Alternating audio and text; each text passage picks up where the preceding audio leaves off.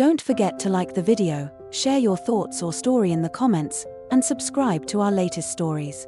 Before I start, tell me where you're watching me from. I'm curious to know which cities and towns will join me in this memory that will follow me for years. Alright, let me take you back to something that happened to me, something that still lingers in my thoughts. This might be one of those moments where you think, how could something so simple make such an impact? It was a quiet afternoon, like any other. I had just finished cleaning up the kitchen, a task that I never mind, especially when I have time to just think. The house was calm, and the only sound was the hum of the refrigerator in the corner. I had just sat down on the couch, a cup of chamomile tea in hand, my mind wandering like it often does.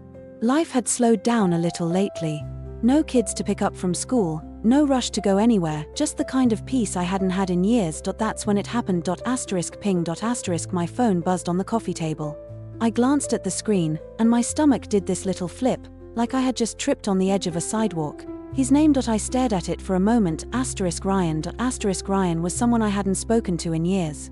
Someone I thought was a chapter that had closed long ago.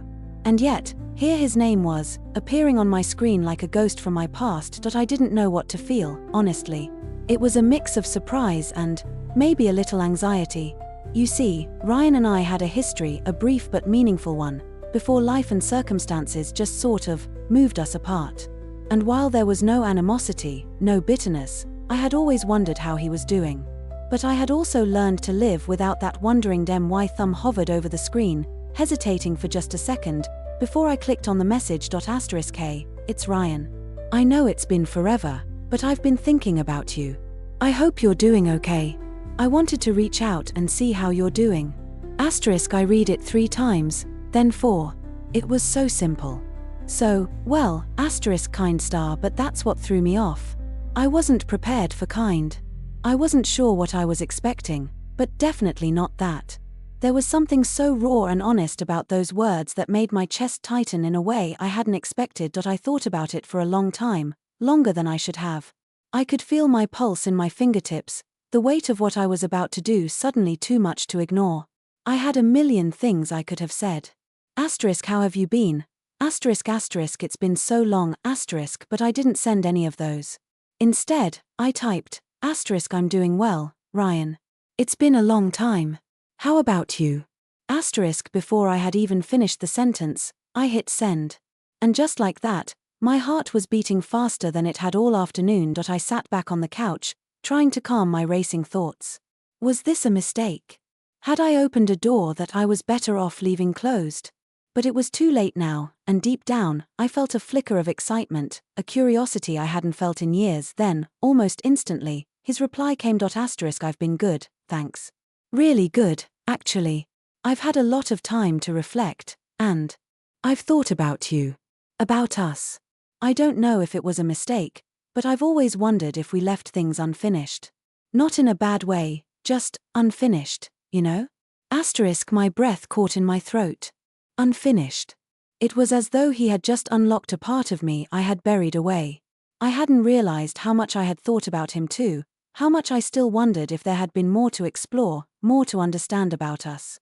But what was I supposed to do with these feelings now, after all this time? For a few minutes, I just stared at the words, the weight of them sitting heavy in my chest. I glanced around the room, taking in the familiar sights, old family photos on the walls, a quilt I had sewn myself draped across the armchair.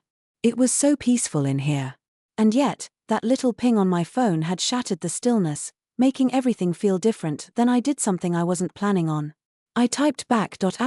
Maybe we should talk more. I'm curious to hear what you've been thinking.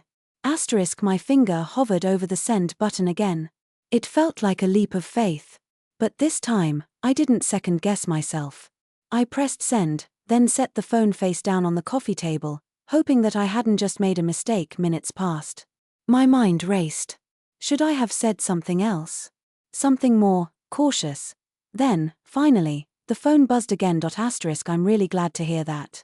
It's been so long, but I've always hoped we could have this conversation. Maybe it's just the timing, you know? Anyway, let's take it slow. I'd really like to hear what's been going on with you these past years. I sat there, my heart beating just a little faster. This wasn't a simple exchange of pleasantries. This was asterisk something star. What exactly? I wasn't sure. But there was something in his words, in the way he had reached out, that made me feel a little less like I was just going through the motions of daily life. For a moment, I felt like I was seen. Truly seen, and I didn't know where it was going to go from here, but I felt that something was about to change, the kind of change that feels like the first hint of a breeze before a storm, and I wasn't sure if I was ready for it, but there was no turning back now. It's strange, you know, how certain moments stick with you. You don't expect them to, but they do. Like a song you hear once and can't get out of your head, or the smell of a place that's long gone. I think about that day sometimes, the one when Ryan's message pinged on my phone, and how it feels like a door I opened in a moment of weakness, or maybe strength. So, after that, we kept texting. And texting. It wasn't as awkward as I expected it to be. We just fell back into it.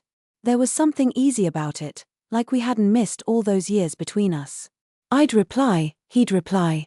We shared snippets of our days, our lives, small moments, really. But it was enough to make the world feel a little bigger. A little warmer. We talked about everything, and yet, nothing at all. It was as if we were still trying to figure out what this was, what this sudden reconnect ion meant. But with every message, with every line that appeared on my screen, it felt like the distance between us was closing, slowly, but surely. There was no rush, no pressure, just the casual flow of conversation. It was a Wednesday when we decided to finally talk on the phone. I'd been avoiding the idea for a while, unsure how hearing his voice would feel after all this time. But at the same time, I couldn't ignore the pull of curiosity. The same curiosity that had kept me responding to his texts, the same curiosity that had led me to wonder for so long, what if? What if it wasn't just a fluke? What if there was something more between us, something worth exploring? I remember that evening, sitting on the back porch with the warm air around me, listening to the crickets and the distant hum of the neighborhood. I had just finished dinner, and the phone rang, vibrating in my hand. Ryan's name flashed across the screen, and I hesitated for a moment. It was only a second, but it felt longer. I took a deep breath and answered, "Hello?" "Hey." His voice was soft, but it carried the weight of everything that had been left unsaid between us. "Hi," I replied, my voice catching in my throat. I didn't know what I expected, but it wasn't this. Hearing his voice felt like a sudden wave of emotion crashing over me. There was a moment of silence, and I wondered if he was feeling the same thing. It wasn't awkward, not exactly.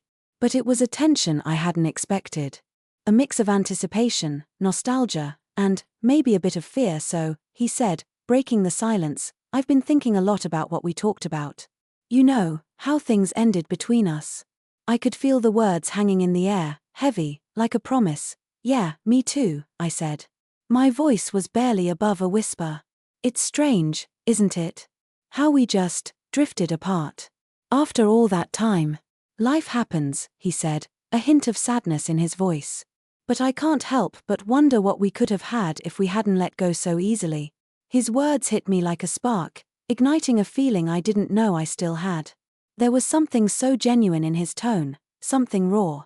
It made me think of all those missed moments, all those years where I hadn't let myself feel anything for him, because I'd convinced myself I was over it. But now, talking to him again, it was clear I wasn't over it. There were so many things I wanted to say, but instead, I just let the silence linger for a few seconds. "I've always wondered the same thing," I said finally. My voice was quiet, but steady. "I've always thought maybe we were just wrong for each other. But maybe we weren't. Maybe we just weren't ready." "I think you're right," he said softly. "I wasn't ready then, and I don't know if I'm ready now. But I do know this: I've thought about you, a lot more than I'd like to admit. And I think about how easily we could have kept talking, kept trying, you know?" I swallowed hard, the knot in my throat tightening. There was something about the way he spoke, so open, so unguarded, that made me feel exposed, vulnerable. But in a way, it felt good. It felt honest. And I hadn't realized how much I missed that. How much I missed being honest with someone, without fear of judgment. "Maybe it's never too late," I said, and even as the words left my mouth, I realized how true they felt. Maybe this was it, the moment I had been waiting for, even if I hadn't known it until now. We spent the next hour talking, catching up, reminiscing, sharing pieces of our lives like we were both trying to fill in the gaps. I told him about my kids, how they were all grown up now, and how I spent most of my time working part-time and just living quietly. I told him about my late husband, how I missed him but had come to terms with the fact that I was alone now. Not lonely, but alone, if that makes sense. And then Ryan told me about his life, about his divorce a few years back, and how he'd taken up painting to cope. He sounded different, more reflective, than the man I remembered from years ago. But I liked it. There was something in his voice that made me want to know more. By the end of the conversation, we both seemed to have settled into a kind of calm understanding. We weren't rushing anything. But I could feel the unspoken agreement between us. We were willing to see where this might go, without any expectations. Before we hung up, he said something that I've thought about every day since. I don't know where this will lead, but I'd like to find out. If you're open to it. I'm open, I said, the words coming easier now. Let's see where it goes. And just like that, something shifted. The phone call ended, but the connection didn't. It lingered, warm and familiar, like an old memory suddenly brought back to life. I didn't know what to expect next. But I knew one thing for sure, I wasn't going to let fear hold me back this time. It's funny how much changes in the span of a few weeks. You think you're settled in one place, comfortable with how things are, and then something happens to disrupt it, like a gust of wind that changes the direction of your sail, even when you thought you were heading in the right direction all along. That's how it felt after my conversation with Ryan. And the days that followed, things didn't feel quite the same. Not in a bad way, but different. There was a shift in the air around me. It was subtle, almost imperceptible at first, but there. And it wasn't just because I was thinking about Ryan more than I ever thought I would again. It was because I had started to realize that what we were doing wasn't just a casual reconnect ion. It wasn't like picking up an old book and flipping through its pages for nostalgia's sake. It was more than that. I spent a lot of time reflecting on our past, on what had happened and why we had let each other go so easily. To be honest, I hadn't really ever let go. Not fully. I'd buried it down beneath layers of routine, of life, but it was still there, waiting for the right moment to resurface. I think it took Ryan texting me for it to finally come to the surface, all of it, unbidden. He texted me again a few days later, this time just a quick message, *, would you like to meet up sometime? I know it's sudden, but I'd love to see you. *, I stared at the screen for what felt like forever. I didn't know what to do with that. Part of me wanted to jump at the chance, wanted to meet him right then and there, but another part of me, something that had been buried for so long, was hesitant. I hadn't seen Ryan in years. I hadn't seen anyone like this in years. Not since I lost my husband, anyway. My social circle had shrunk, and I'd become so accustomed to being on my own. Comfortable, even. The idea of stepping back into the world of relationships, of old connections, felt unfamiliar. But that's the funny thing about life, isn't it? It throws these curveballs at you when you least expect them. And when you're not sure if you're ready, it dares you to step forward anyway. So, I did. I replied, *, I think that would be nice. Where were you thinking? *, it wasn't a grand gesture. It wasn't some sweeping romantic invitation. But it felt like the right answer, simple, open, with just a hint of possibility. He didn't waste any time. *, how about that little cafe on Maple Street? The one we used to go to? *, my heart skipped at the mention of that cafe. I hadn't thought about it in years, but now, suddenly, it was like everything about that place flooded back to me. The smell of fresh-baked scones, the soft hum of the old jukebox in the corner, the cozy booths that seemed to cradle you like a warm hug. It was where we spent hours talking, laughing, debating, and sometimes, sitting in silence. It felt like the perfect place to see him again, to reconnect. *, sounds perfect. *, I texted back. We agreed on a time, and then I waited. It was the strangest thing. I didn't feel nervous, not exactly. But I also didn't feel the kind of casual ease I'd gotten used to. My stomach fluttered, but not in the anxious, uncomfortable way I had expected. It was a sort of excitement that was soft, like a gentle current beneath the surface. It was a feeling that had been dormant for so long that I almost didn't recognize it for what it was. On the day of our meeting, I spent hours picking out what to wear. Not that it mattered much, this wasn't a first date, after all. But it felt like it. It felt like it could be something new, something unfamiliar, and full of potential. I wanted to look like myself but also like someone he hadn't seen in a long time. When I finally arrived at the cafe, I sat in the car for a few minutes, just watching the people come and go. The streets were busy with the usual bustle, but in that moment, it felt like I was on the edge of something. A precipice, and then I saw him. He was standing outside the cafe, looking down at his phone, wearing that same old navy jacket I remembered. When he lifted his head and saw me, his face lit up. It was like all the years between us vanished in that instant. He smiled, that smile I had remembered so well, the one that always made me feel like I was the only person in the room. "Hi," he said, and there was warmth in his voice that I hadn't realized I missed until that moment. "Hi," I said, my voice a little shaky. I wasn't sure why. It wasn't like I was seeing a stranger. But everything felt just a little more intense now. More real. He stepped forward, and we stood there for a moment, neither of us sure how to bridge the gap between the past and the present. It wasn't uncomfortable. Just a pause. An opening. Finally, I broke the silence. "It's been a long time." "Yeah, too long." His eyes were soft as they met mine. "But, it doesn't feel that way. Not when I look at you. It's like we just pick up where we left off." I smiled, and it felt natural. Comfortable. Like he hadn't been gone at all. Maybe that was the thing about time, it made you forget the awkwardness, the distance, the silence between people. We sat down, and it didn't take long for the conversation to flow. We talked about everything and nothing, how life had turned out, the places we'd been, the things we'd learned. The usual. But underneath it all, there was this unspoken understanding between us. This unspoken connection.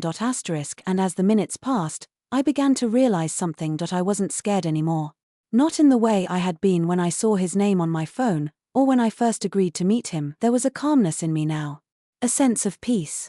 Maybe it was because I knew that I wasn't trying to force something that wasn't meant to be. I wasn't holding on to any illusions. What I had with Ryan wasn't about recapturing something lost, it was about discovering something new. Something we could build, one conversation at a time. After a couple of hours, we stood up to leave, and as we walked out into the cool evening air, I felt a quiet smile tug at my lips. Ryan and I might have been years apart, but in that moment, I felt like we were right where we needed to be. And I had a feeling that this wasn't the end of the story. It was just the beginning. I'm not sure when exactly it happened, but somewhere between the casual coffee dates and the late-night phone calls, things began to shift. The awkwardness from the first meeting was gone, replaced with something far more comforting, like we were picking up an old conversation we'd forgotten we were having. It was as if the years had only deepened the connection, making it more real, more grounded. It was surprising, in a way. I hadn't expected that. After all, it wasn't as though we'd left things on the best of terms back in the day. But sometimes, time has a way of softening things, of showing you that there's more to a story than you remembered. We started meeting more often, no longer just a quick coffee here and there, but longer walks, lunches at little bistros, and even quiet evenings spent in each other's company, just talking. I remember one evening, sitting on the porch of his small house, the setting sun casting a golden glow over everything. We didn't need to fill the silence. We just sat there, sipping wine, talking about everything and nothing. It felt peaceful, but more than that, it felt like the kind of closeness I hadn't realized I missed. When I was married, I had those moments, those still, silent moments where you didn't need to say anything to feel like you were exactly where you needed to be. I hadn't thought I could experience that again. I hadn't thought that this new connection with Ryan could be anything like that, but it was. It was different, yes, but it had that same warmth, that same knowing. We were two people who had both lived full lives, who had seen joy and pain and everything in between, and somehow, here we were, back together. I won't lie, it wasn't always easy. There were moments of doubt, moments when I questioned if it was too soon, too late, or just too much. We'd both had our scars, our histories that made us hesitant to fully let go and trust. But those moments didn't last long. We'd talk through them, sometimes quietly, sometimes in a bit of a rush, trying to sort through feelings that were still new to both of us. But the more time we spent together, the clearer it became. We didn't need to have all the answers. We didn't need to know what would happen next. What mattered was that we were here, together, trying to figure it out one day at a time. It was real, and it felt like the kind of connection that could last, not in a fairy tale, fantasy way, but in a way that was grounded in reality. Mutual respect. Understanding. Shared history. One afternoon, as we were walking through a park nearby, Ryan stopped and turned to me. He said, his voice a little more serious than usual, "I've been thinking." A lot. About us. About how we ended up here. He paused, his eyes meeting mine. There was a kind of sincerity in them that made my chest tighten, in the best way possible.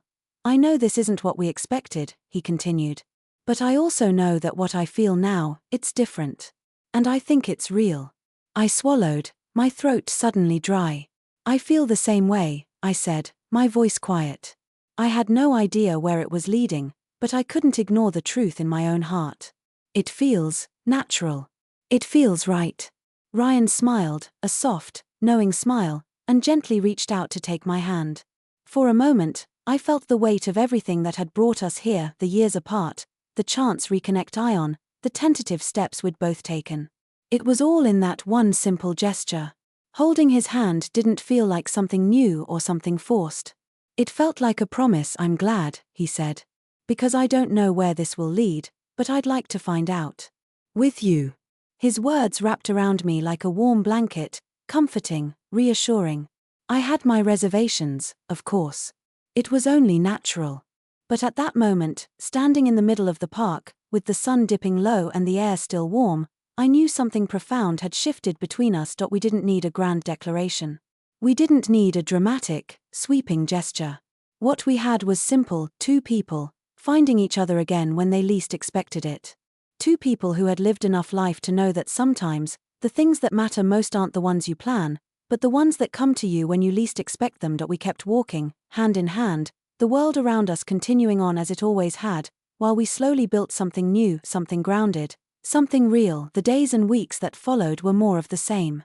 Quiet dinners, long talks, moments of shared laughter, and yes, even the occasional silence that wasn't uncomfortable but peaceful. And as time went on, I found myself looking forward to them. Looking forward to him, but more than that, I found myself looking forward to *me*. Because I realized something important through all of this, through the messages and the phone calls and the dinners and walks and everything in between, that I wasn't just reconnecting with Ryan. I was reconnecting with myself. It wasn't that I'd lost myself over the years, but sometimes, life makes you forget the pieces of you that you left behind. The parts of you that make you feel *alive*. Ryan had come back into my life not as someone who was trying to make up for lost time, but as someone who helped me rediscover a piece of me I thought was gone. He gave me the space to be open, to be vulnerable, and in turn, I was able to give him the same. There was something magical about that, about having the courage to face the unknown, to lean into the uncertainty, and to trust that what was happening wasn't a fluke, but a real chance at something new. And as much as we both knew that things could go in 1,000 different directions, I felt okay with it. Maybe even more than okay. I felt at peace with whatever might come next. Because, for the first time in a long while, I was no longer afraid of the future. I was excited for it. And I was excited to see where we could go from here. But in that moment, I didn't need to know. All I needed was the simple truth in Ryan's hand in mine, and the quiet promise that whatever we were building, no matter how long or short it lasted, was real, and it was enough.